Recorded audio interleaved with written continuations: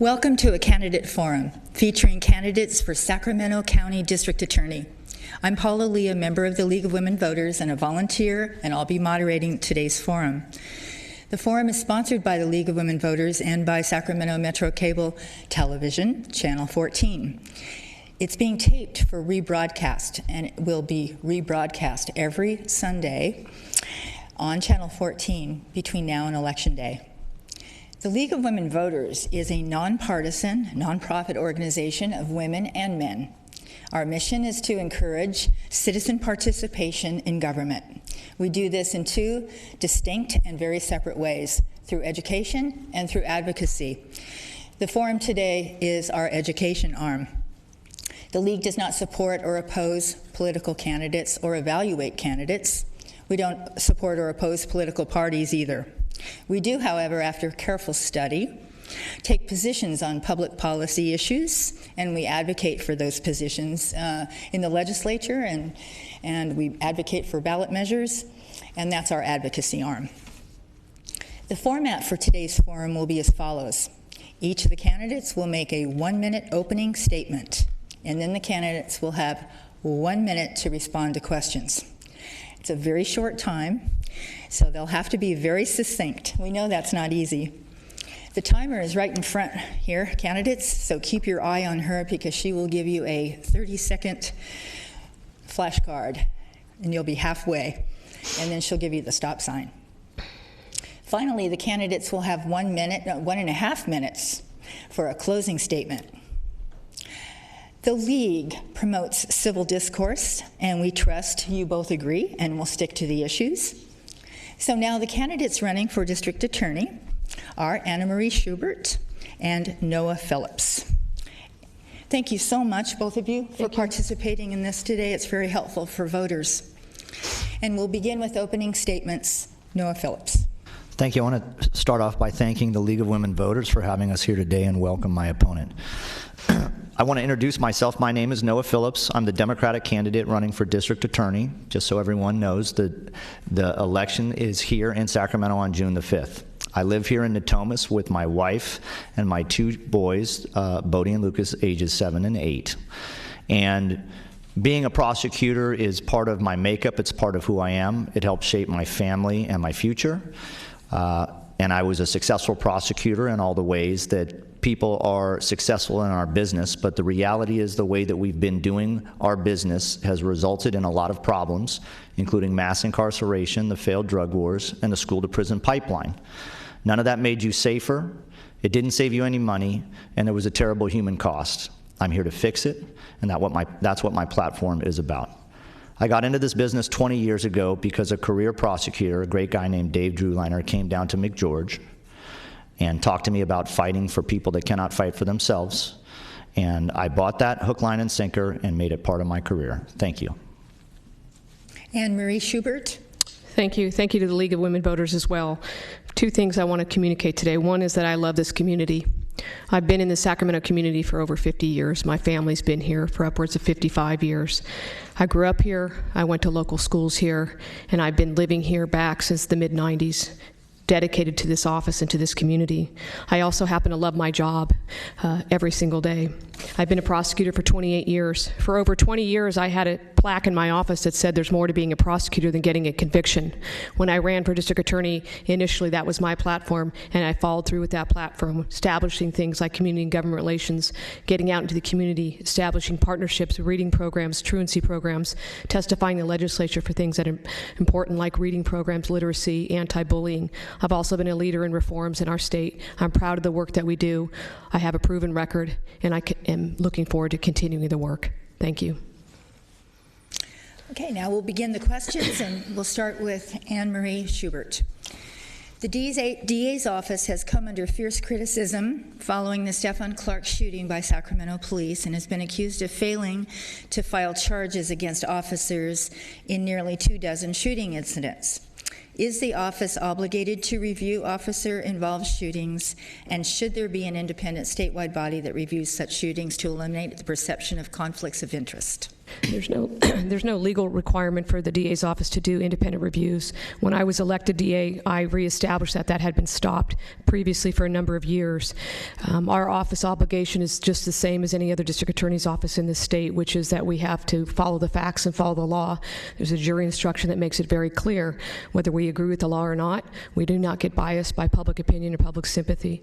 As to having a statewide body, I think that's something that's up for discussion. I have no problem. Obviously, in the Stephon Clark case, I welcomed the independent review of the Attorney General's office.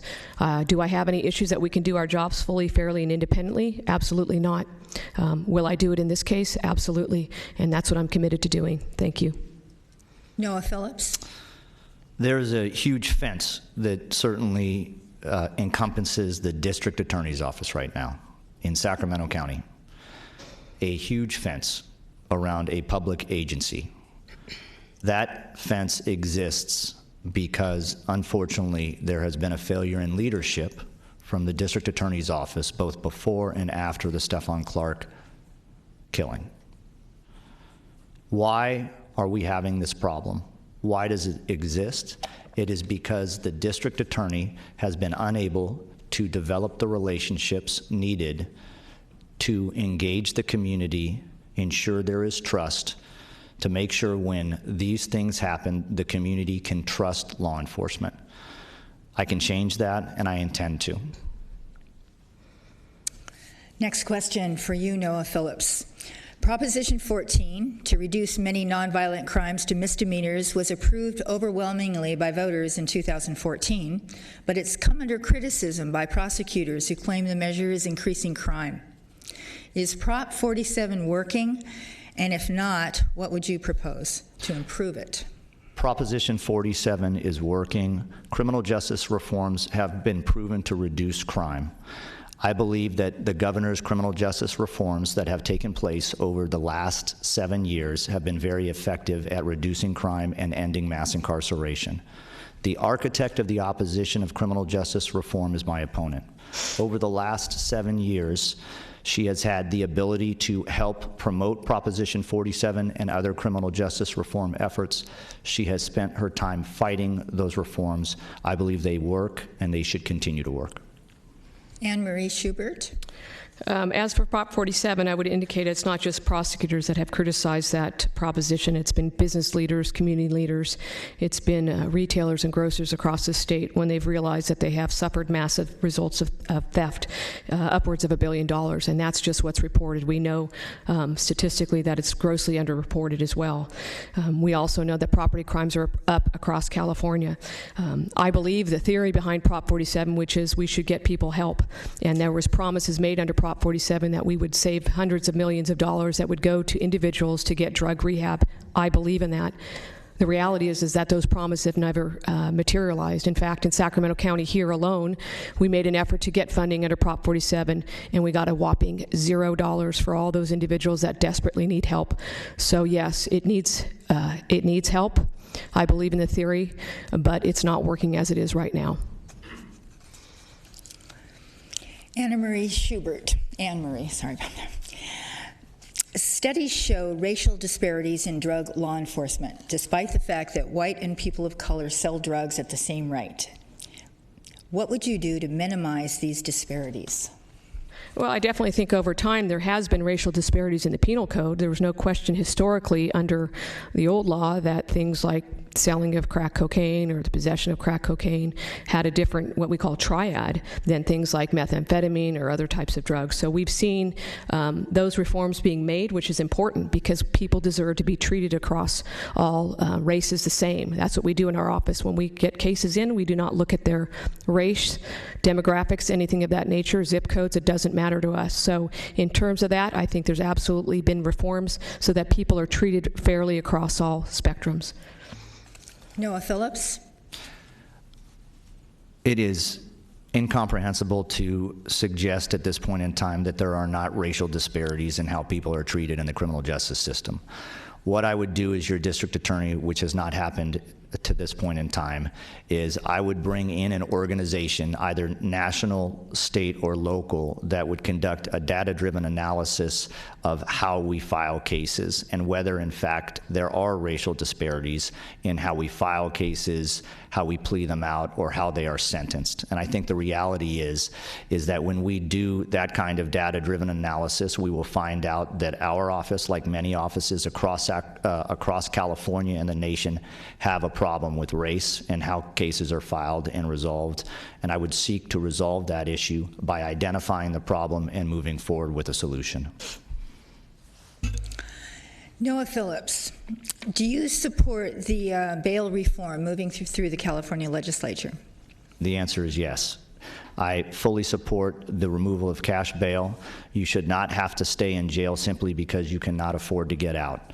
All too often, people are forced into a situation where they sit in jail and are faced with trying to resolve a case that they may not be guilty of, or stay in custody and try to fight that case, which ultimately leads to losing their job. We have to get to a point in time where we are using our money wisely and where people are being treated fairly, and it starts with cash bail. Anne Marie Schubert. I do agree that it's time for some bail reform. What I don't agree with is the proposal that's been made recently in the legislature, because as we all know, in the world of public safety, the number one important thing is that we protect this community. So while I agree with bail reform, I also know that we've dedicated prosecutors to being on a working group, not just here in Sacramento, but also in Los Angeles County. There are many practical problems with the proposed legislation in the past, number one of which is how are we going to ensure public safety? How are we going to ensure that there's proper risk assessments? How are we going to ensure that the cost that is really probably upwards of $1 billion is, who is that going to be borne by? How are we going to ensure that people come to court when they don't come to court? Who's going to go find them? Is that going to be the law enforcement? How are we going to fund those agencies? And ultimately, we have two things that we're responsible for as the District Attorney's Office. One, protecting victim rights, and two, protecting the community. Do I think there's time for reform? Absolutely. Am I part of it? Absolutely. Anne Marie Schubert, what is the most effective way to deal with low-level drug offenders? The most effective way of dealing with low-level drug offenders is to have two things. One, both a hammer, and two, a stick. And so when we talk about things like Prop 47, it's important that when we deal with individuals that have drug problems, which many of us know, and we all know that there's many, many individuals in our community that have those. We've seen a rise in homelessness and quality of life crimes across the state. So we need both important resources to help them with that. We also need something that holds them accountable should they choose not to go through with that treatment. So in our county, what we've done is an incredible pilot program that no other DA's office has, called the Chronic Nuisance Offender Program, where we identify individuals with low-level crimes. We try to get them services. If they choose not to do those, we bring those services to them. It's been very successful. It's something that's unique to our county. It's something that I'm proud of, and it's our way to get to the root of those issues and to ultimately increase the quality of life in our county. Noah Phillips. I think I misheard you. I think the two items to encourage appropriate behavior were described as a hammer and a stick. I would seek to address issues with drugs for what they really are. It's a public health crisis. Ideally, the criminal justice system should be designed for people with low-level drug offenses to keep them out of the system instead of in it. I believe in drug diversion, and I believe in restorative justice programs that will prevent those people from coming into our system so we can more effectively use the money on those cases that we need to. Noah Phillips.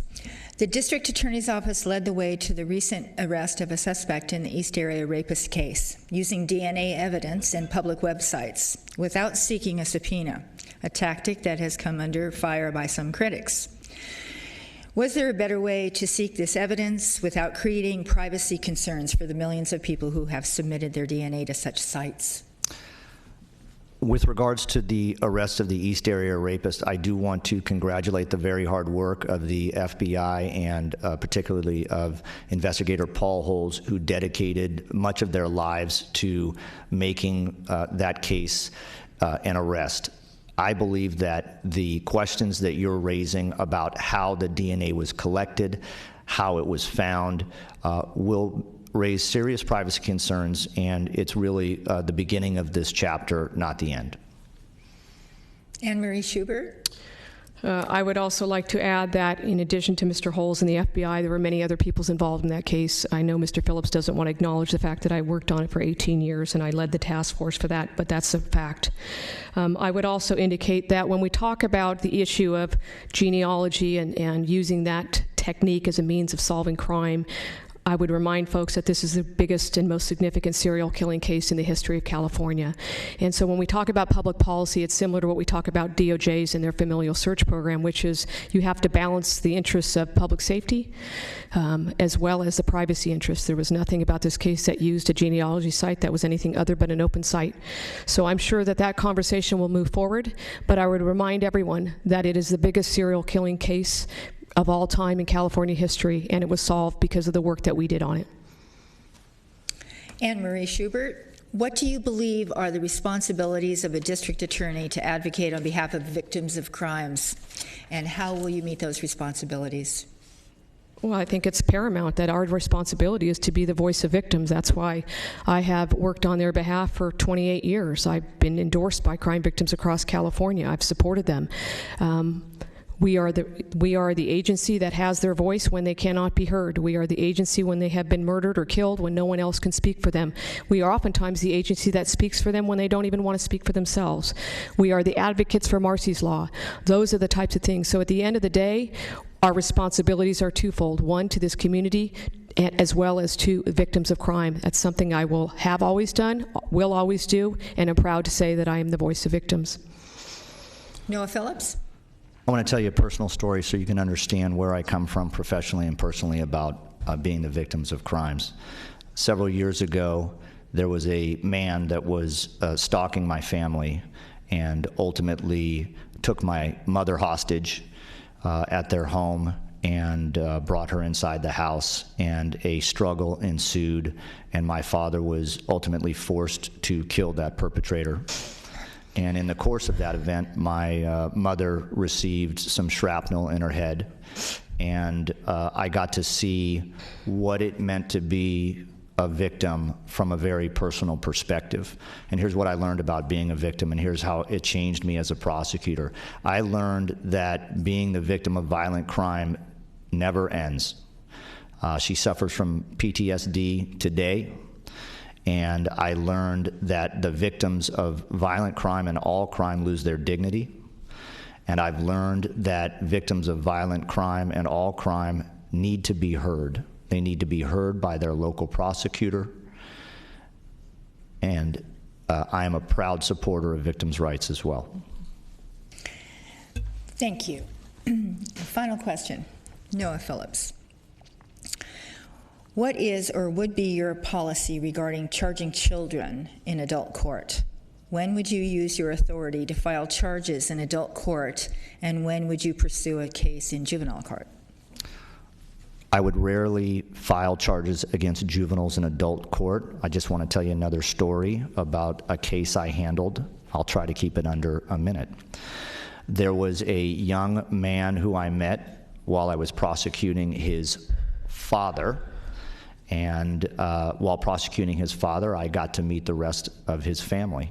The father went away to prison, and his son, named Zach, who was about 10 at that time, was raised by his mother without a father.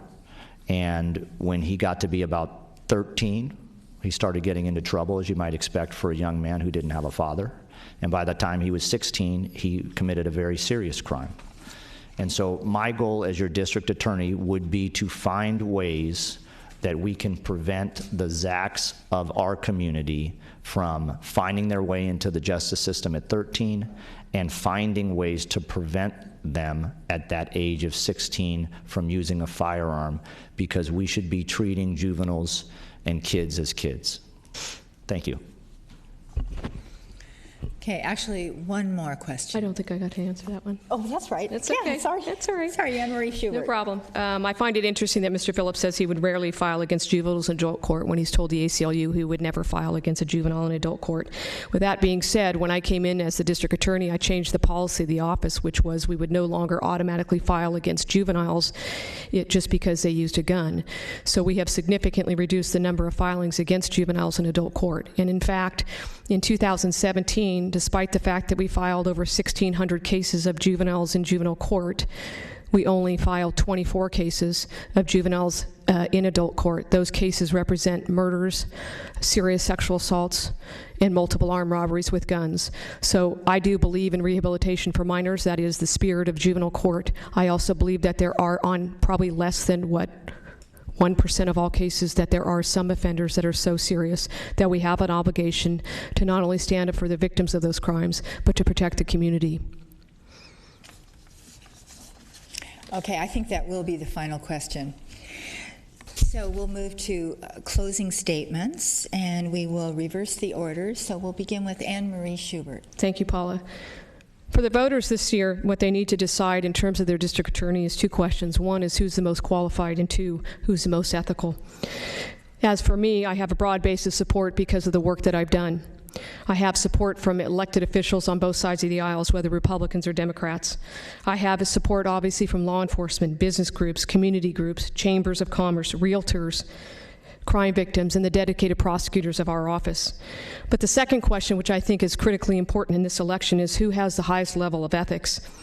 I was honored when I received the endorsement of the District Attorneys Association when they wrote, "It is an easy choice given her commitment to community outreach, proven leadership, integrity, and prosecutorial ethics." Our community deserves a district attorney who has that highest level of ethics, not an individual who manipulates a tragedy in our community for the purposes of political gain to raise money from billionaires outside of our community and groups outside of our county. We deserve a prosecutor who doesn't make a promise to certain members of our community that they will, in fact, prosecute police officers when they don't have any facts. But when confronted by the Sacramento Bee editorial board as to whether or not that person would prosecute, said, "No, I don't know because I don't have the facts." We deserve a prosecutor who claims that when they have justice for all in mind, that they don't give the answers and questions to just one defendant, but would, in fact, give them to all defendants. This is a job about ethics. I have the highest level of ethics, and that's what this community deserves. Thank you. Noah Phillips, minute and a half. Thank you. There's an old saying, have you no decency left?